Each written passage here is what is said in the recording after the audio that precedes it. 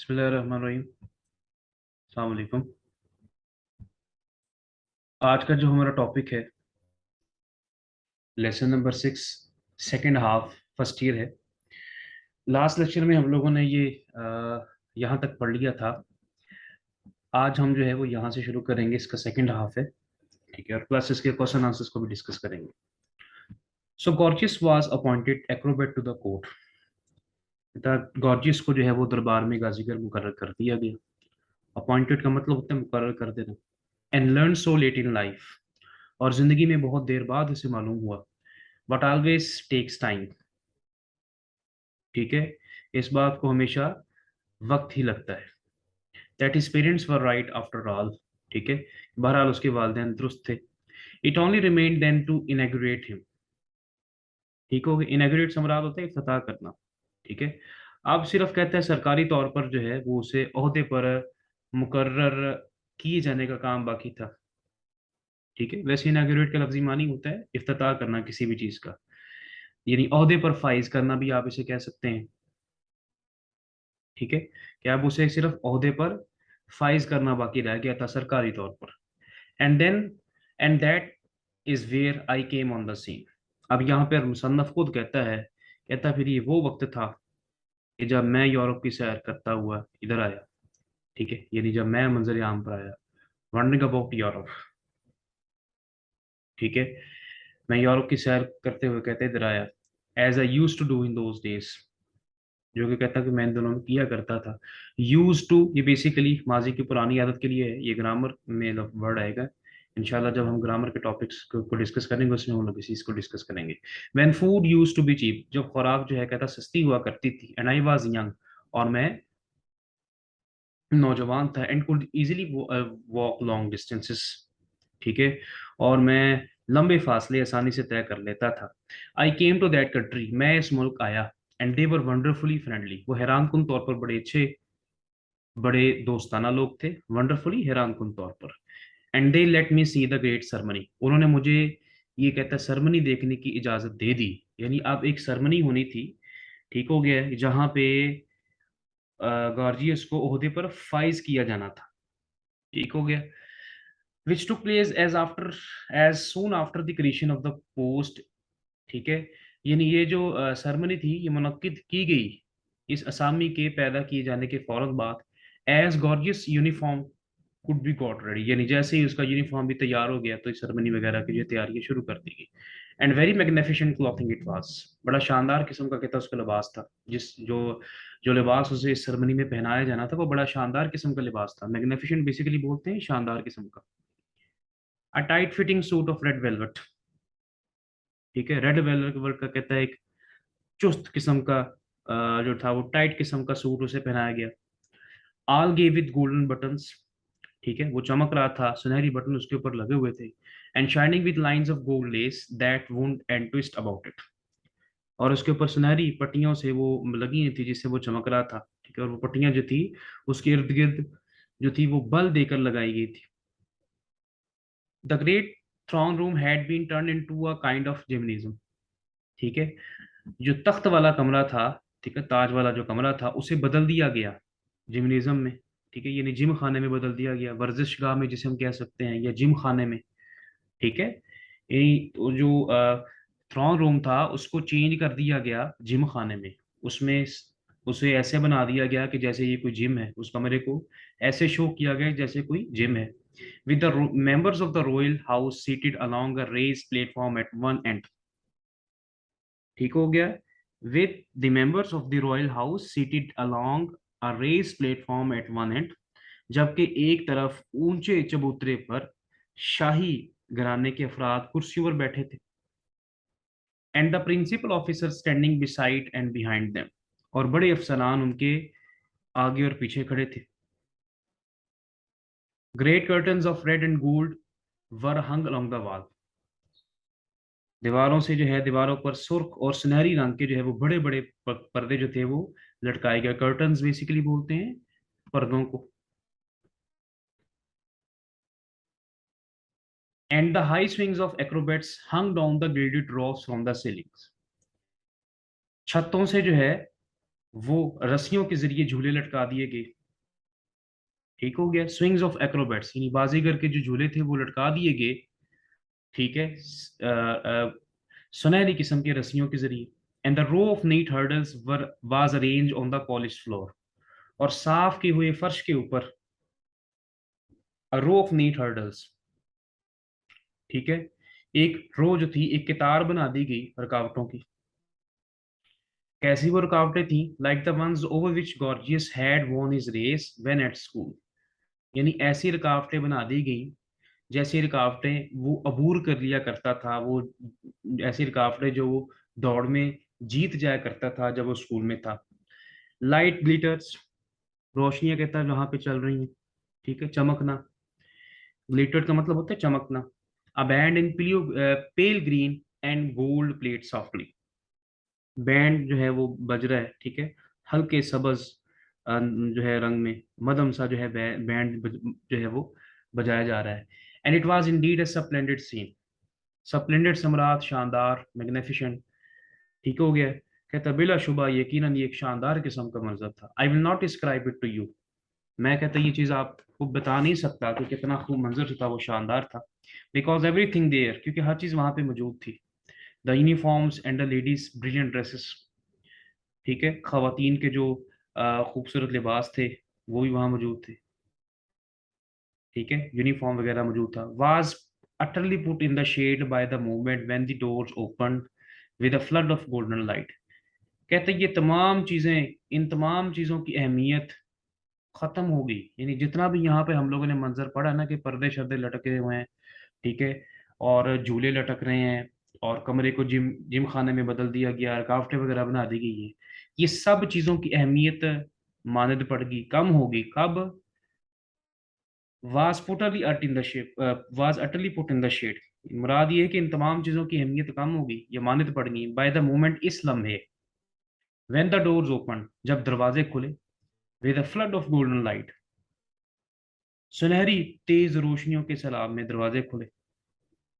And the old man in his brilliant uniform, बूढ़ा आदमी अपने चमकदार लिबास में, चमकदार यूनिफॉर्म में अपीयर्ड, जाहिर हुआ, बिटवीन देम, उनके दरमियान, for the crowning of his life work, अपने जो काम का सिला हासिल करने के लिए उनमें नमूदार हुआ, उनमें जाहिर हुआ। क्रॉनिंग बेसिकली बोलते हैं काम का सिला हासिल करने के लिए। ठीक है? His white hair and the red uniform of the court acrobat showed each other off to perfection, उसके जो सफ़ेद लिबास थे और उसका जो लाल कलर का यूनिफॉर्म था बाजीगर का, showed each other to the perfection, यानी ये चीज़ें हमें दिखाती हैं कि उसने अपना काम मुकम्मल कर लिया था। And his thin figure worn with age, ठीक हो गया? अब कहता है कि उसका जो दुबला पतला जिस्म था वो उम्र के साथ ढल गया था। वाज मेड ऑल दी मोर मेलनकली, ठीक है? उसकी जो शख्सियत थी ये वाली, कहता वो ज्यादा अफसरदा महसूस हो रही थी, जाहिर लग रही थी, जाहिर हो रही थी। मेलनकली बोलते हैं अफसरदगी को।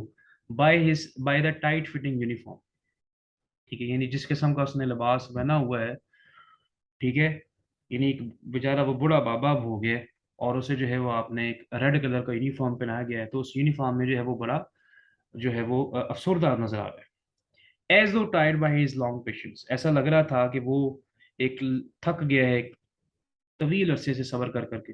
And the works of a lifetime, और जिंदगी के काम काज। He walk slowly in his pointed shoes, अपने वो कहते हैं कि नोकदार जूतों में उसने चलना शुरू कर दिया आहिस्ता से। And lean on a gilded stick, और अपनी सुनहरी जो है छड़ी है उसके सहारे वो उसने चलना शुरू कर दिया। लीन का मतलब होता है झुकना हो, ठीक है, और वो झुका हुआ है, कहता है कि अपनी सुनहरी छड़ी के ऊपर, और उसने अपने जो नोकदार जूते हैं उन पर चलना शुरू कर दिया आहिस्ता आहिस्ता। He came to the hurdles that he remembered, वो इन रुकावटों तक पहुंचा, ठीक है, जिन्हें देखकर उसे याद आया। Over which once he had won so easy a victory, ठीक हो गया, कि जिन्हें देखकर उसे याद आता है कि वो कभी इन्हें पलांग कर बड़ी आसानी से फतह हासिल कर लेता था। ठीक है? यानी इन रुकावटों को देखकर उसे अपनी जवानी याद आ गई, कि ठीक हो गया कि जब मैं जवान था तो बड़ी आसानी से मैं इन रुकावटों को अबूर कर लिया करता था, लेकिन अब हो गया हूं मैं बूढ़ा, और अब उसकी हालत क्या है कि वो बेचारा छड़ी के ऊपर झुका हुआ है। As he came to the first, he looked up for a moment with a slightly sad expression toward the royal platform। ठीक है। As he came to the first, यानी जैसे ही वो पहली रुकावट के पास आया, he looked up for a moment with a slightly sad expressions. अब उसके जो तासुरात कैसे हैं, वो बड़ा अफसरदा उसके तासुरात हैं टुवर्ड द रॉयल प्लेटफॉर्म। वो जो रॉयल प्लेटफॉर्म बना था, तो वो उसके उसकी तरफ देख रहा है बड़े, और उसके चेहरे पर जो है वो बड़े अफसरदा तासुरात हैं। ठीक है। As as though he asked some questions with his eyes, ऐसा लग रहा था कि वो अपनी आंखों से कुछ सवाल पूछ रहा है। ठीक है। Whatever the questions was it was at once understood, जो कोई भी सवाल थे उसे कहते हैं फौरन जो है वो समझ लिया गया। रॉयल स्माइल्स वर डायरेक्टेड टुवर्ड हिम। ठीक है। शाही अफराद जो बैठे हुए हैं, उनकी मुस्कुराहटें जो है उसकी तरफ आई हुई हैं। लोग उसकी तरफ देख के मुस्कुरा रहे हैं। And the gentle applause broke out. Applause बोलते हैं तालियों को, क्लैपिंग को। ठीक है। और कहते हैं उन्होंने लोगों ने तालियां बजाना शुरू कर दी। Broke out from every hand, यानी हर हाथ से जो है वो तालियां बजना शुरू होगी। विच ही अंडरस्टूड एट वंस, जिसे वो फौरन समझ गया। And the old man from moved on away from the hurdle, अब वो इन रुकावटों से दूर होना शुरू हो गया। ठीक हो गया, इन रुकावटों से वो दूर हो गया। Once he raised the hand to touch the lowest of the swings that were hung from the ceiling. अब जो वो झूले वगैरह लटक रहे थे, तो वो अपना हाथ उठाता है एक मरतबा उनको टच करने के लिए, but again the applause broke out. लेकिन कहता है कि दोबारा जो है वो तालियां बजना शुरू हो जाती हैं। अश्योरिंग हिम, उसे ये यकीन दिलाने के लिए that no actual activity was expected, कि भाई अब आपसे किसी किस्म की जिस्मानी सरगर्मी की ज़रूरत नहीं है। अब हम किसी किस्म की जिस्मानी सरगर्मी आपसे तवक्को नहीं करते, यानी आपने जो मेहनत करनी थी वो कर ली है। And so having made his bows, अब वो झुकते हुए he was led to a seat, उसे उसकी सीट पर बिठा दिया गया।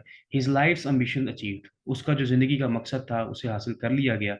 It must have taken he more than 60 years to do it, उसे ऐसा करने में, ठीक है, उसे ऐसा करने में 60 साल से ज्यादा का अरसा लगा। ठीक हो गया। Since first he came by that strange ambition of his, यानी 60 साल पहले से उसे जो है ये अजीब किस्म का ख्याल आया था। ठीक है। यानी 60 साल का ज्यादा अरसा लगा है उसे ये मकसद हासिल करने के लिए। बट ही डिड इट, लेकिन उसने ये किया। Not many stick to it for so long, मगर कहता है बहुत से कम लोग हैं इतने अरसे तक किसी मकसद से वाबस्ता नहीं रहते, यानी लोग जो हैं वो बहुत कम लोग ही जो हैं वो इतने लंबे अरसे तक जो है किसी भी मकसद पर कायम रहते हैं। And then Jorkins uttered a quiet sigh, और फिर कहता है जॉर्कन ने, अब ये कहानी यहाँ पे खत्म हो गई है, कहानी सुना के जॉर्कन ने जो है वो एक आह भरी।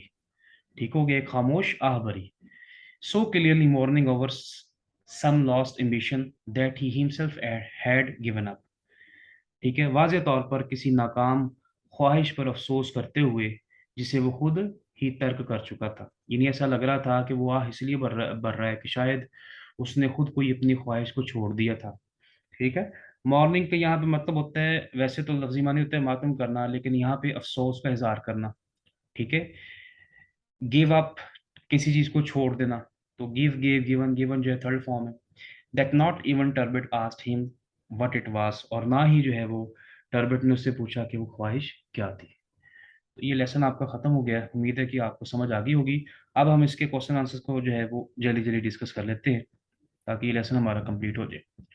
क्वेश्चन नंबर 1 है, what was the subject discussed at the club, कि क्लब में किस मौजू पर गुफ्तगू की गई। ये लेसन का स्टार्ट ही यहाँ से हो रहा था। The subject discussed at the club of was of opportunity and determination, के क्लब में मौका और पुख्ता इरादे पर बहस की गई। Some said that opportunity was required for success and some were in favour of determination, कुछ लोगों का ख्याल था कि कामयाबी के लिए मौका की ज़रूरत है, और कुछ लोग जो थे वो पुख्ता इरादे, कुव्वत इरादे के हक में थे। What did Turbit think of Jorkins argument, ठीक है, कि टर्बिट का क्या ख्याल था उसके दलील के बारे में। Jorkin said that only determination was required to achieve goal in life, Jorkin का ये कहना था कि जिंदगी में मंजिल के हसूल के लिए सिर्फ पुख्ता इरादे की ज़रूरत है। टर्बिट डिसएग्रीड विद जॉर्किन्स, ठीक है, वो उससे इख्तलाफ करता था। ही believe that opportunity was needed for success, उसका यकीन था कि कामयाबी के लिए मौका की ज़रूरत है। क्वेश्चन नंबर 3 है, how did Jorkin convince that a man can become a skating champion of the Sahara. He said that a man could become a skating champion of the Sahara with determination. कि अगर इंसान के पास पुख्ता इरादा है तो वो सहारा का जो है वो चैंपियन, स्केटिंग चैंपियन भी बन सकता है। He would make money, build a skating ring and organize a competition there, he would be a champion. Question number 4, how did Gorgias persuade his people to make his country strong? Gorgias ने किस तरह लोगों को मुल्क मजबूत बनाने के लिए कायल किया? Gorgias persuaded his people that they would make their country strong by creating the post of court acrobat, कि अगर वो बाजीगर की सामी पैदा कर लें तो वो अपने मुल्क को मजबूत बना सकते हैं। It would motivate their soldiers for physical fitness. Question number 5 है, what was the view point of the parents of gorgeous? Gorgeous के वालिदैन का क्या नुक्ता नजर था? His parents thought that gorgeous would not achieve his goal easily. उसके वालिदैन का ख्याल ये था कि गॉर्जियस बड़ी आसानी के साथ अपने मकसद को हासिल नहीं कर सकता। They thought that opportunity was also required along with determination to achieve success in life. उनका ख्याल था कि जिंदगी में कामयाब भी हासिल करने के लिए पुख्ता इरादे के साथ साथ मौका की भी जरूरत होती है। क्वेश्चन नंबर 6 है, what were the arrangements made for the function of inauguration? Inauguration की इफ्तिताह की तकरीब के लिए क्या इंतजाम किए गए थे? अ splendid function was arranged for inauguration. एक शानदार किस्म का जो था वो तकरीब मुनक्किद की गई, फंक्शन हुआ। The great thrown room was turn into kind of gymnasium. ठीक है, शाही कमरे को बदल दिया गया, जो तख्त वाला कमरा था शाही कमरा, उसको बदल दिया गया जिम खाने में। लाइट्स वर ग्लिटर्ड, रोशनियां जो थी वो चमक रही थी। A band was playing music. ठीक है। क्वेश्चन नंबर 7 है, describe some scene of inauguration. इफ्तिताह की तकरीब का मंजर बयान करें। Gorgeous appeared in his brilliant uniform. He walked slowly with the help of guild stick. He came to the hurdles and just touched the swings. A great applause broke out. No actual activity was expected of him. Then he was led to the seat, which was his life's ambition. Question number 8 है, what were the feelings of gorgeous on the occasion? कि इस मौके पर gorgeous के क्या जज्बात थे? तो ये क्वेश्चन नंबर 7 वही है जो हम लोग लास्ट पैराग्राफ पढ़ के आए हैं, वो सारी तकरीर का मंजर था। क्वेश्चन नंबर 8 है कि इस मौके पर गॉर्जियस के क्या जज्बात थे? After a long struggle gorgeous was appointed a court Acrobat. He was happy on this achievement. वो इस मौके पर खुश भी था, but he was a bit sad, वो थोड़ा सा उदास भी था, because he got his goal after the struggle of 60 years, क्योंकि 60 साल के अरसे के बाद, 60 साल की जद्दोजहद के बाद उसने अपने जो है मकसद को हासिल किया है। क्वेश्चन नंबर 9 है, did Gorgeous use any shortcuts to achieve his goal? ठीक है, तो गॉर्जियस ने किसी किस्म का जो है वो शॉर्टकट रास्ता इख्तियार नहीं किया, इसीलिए उसे अपना मकसद हासिल करने के लिए 60 साल का अरसा लगा। Gorgeous did not use any shortcuts to achieve his mission. He worked hard for 60 years to achieve it. After a long struggle, Gorgias was appointed a court acrobat. Question number 10 है, for how long did Gorgias have to stick to get his ambition achieved? कि gorgeous को अपने मकसद के हसूल के लिए कितना अरसा जो है वो साबित कदम रहना पड़ा? He had to stick, again वही क्वेश्चन रिपीट हो रहा है। ठीक है, he had to stick to get his ambition for 60 years. After a long struggle, Gorgias was appointed a court acrobat. तो ये आज का हमारा लेसन कंप्लीट हुआ, लेक्चर भी हमारा ख़त्म हुआ। लेसन नंबर 6 हमारा कंप्लीट हो गया है। उम्मीद है कि आप लोगों को ये लेसन समझ में आया होगा। नेक्स्ट लेक्चर में हम लोग जो है वो एक नए टॉपिक के साथ जो है वो उसका आगाज़ करेंगे। अल्लाह हाफ़िज़।